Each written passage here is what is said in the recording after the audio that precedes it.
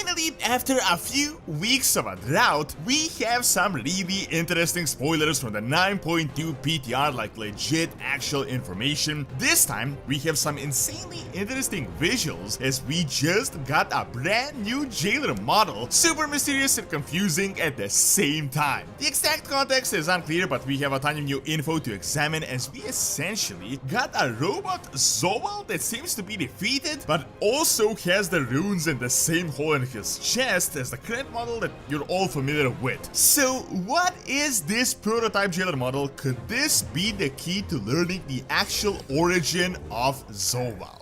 Record your raids, arenas, Mythic Plus, or with Squadowy, the app that you just install, and it records itself without a click of a button. Aside from watching your friend's perspective and analyzing your performance, you can see complete encounter stats, spell visualizations, and a bunch of other things. Best of all, it can be done from anywhere, just from the web app. Check out Squadowy completely free with my link in the description.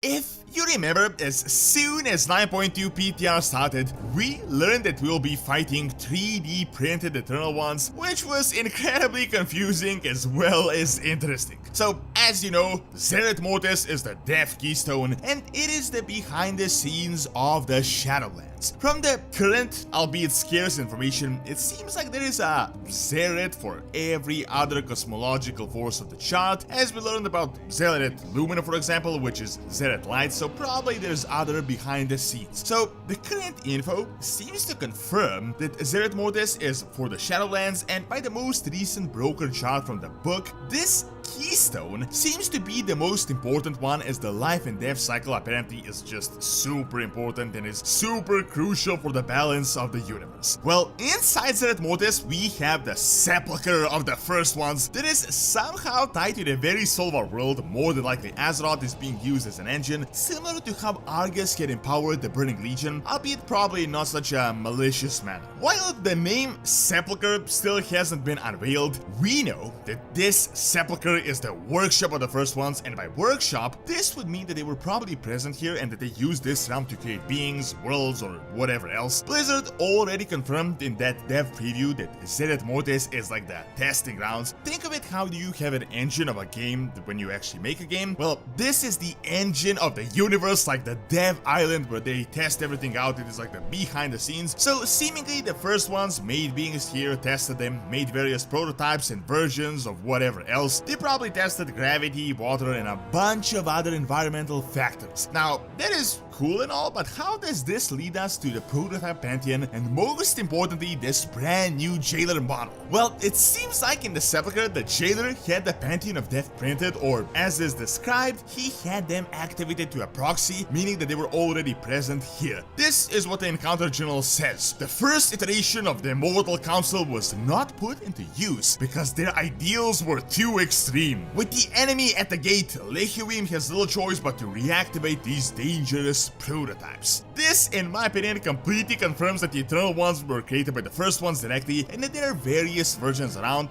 this one being the first and the most likely the unstable one. They're probably stored in some vault in the Sepulcher, only for the Jailer to find and reactivate them for his service. Now, this is already old information, and honestly, when you think about it, it isn't really all that crazy, because pretty much every race and every being that you know was created by some higher being. Most notably, races like the humans and the orcs are essentially just devolved Titan creations, so everyone was created by someone. However, what is really interesting is that Zoal activated this Pantheon, yet he was not present in this battle, he was not a part of this new Pantheon. Isn't the Jailer also an Eternal One? He was created along with his brothers and sisters. Why wasn't he activated in this boss fight?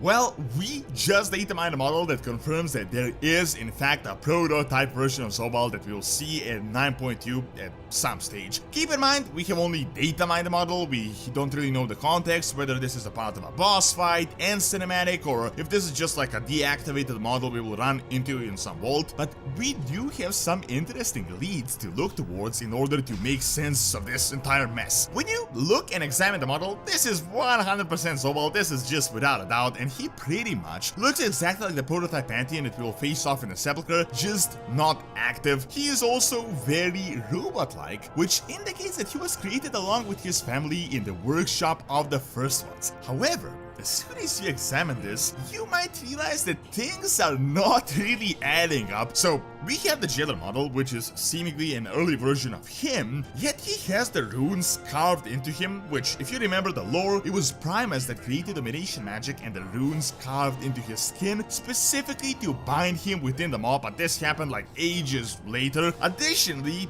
he also has that hole in his chest, so how is the early version of Zoal a mix between his current form and the prototype that is supposed to be the beginning of the Pantheon of Death? Well, I have a few theories that make sense to me, and I think this might just be the answer. First, as you know, when the Jailer was defeated, he was stripped of his anima, he was turned into that form that you're all familiar with, and a new Arbiter was created in his place in Oribos. What if they attempted to create a new Arbiter that was more benevolent, but they tried to mirror his image, yet it still turned out to be malicious and maybe even worse than him, so they just scrapped the idea, had him deactivated, and this model is just sitting around somewhere in some vault in the Sepulcher. Obviously, it was the Jailer that had activated the Pantheon, but he probably kept this old version of himself for later use. He could use it for some sort of a weapon to attack us. The other theory was this is also the initial version of Zoal that goes along with the rest of the prototype Pantheon, but as I mentioned, since he already has the hole and the runes, it doesn't make sense. So I have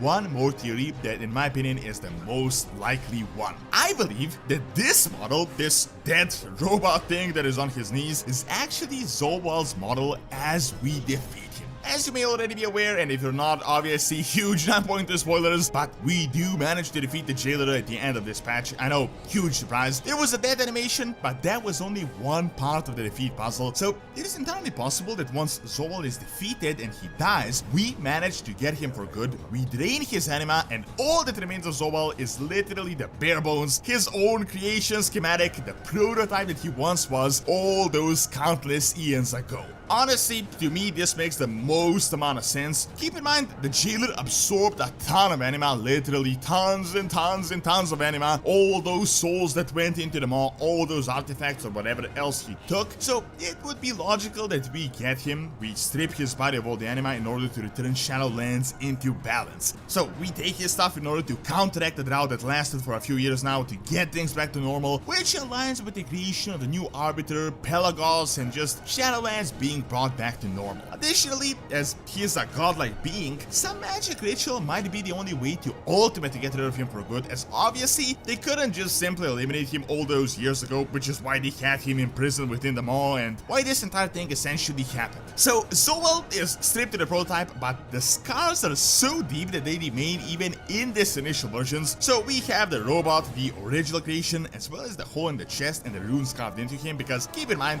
these scars are not some battle scratches from a sword, but they were made through intense use of powerful magic that is used to maintain the universe, so they might have just damaged him to the core. Additionally, this also explains the sad looking model position as he's on his knees, obviously defeated and deactivated. Obviously, we'll learn more as we dive deeper into 9.2 PTR, but I think this is probably the most likely scenario at this point in time.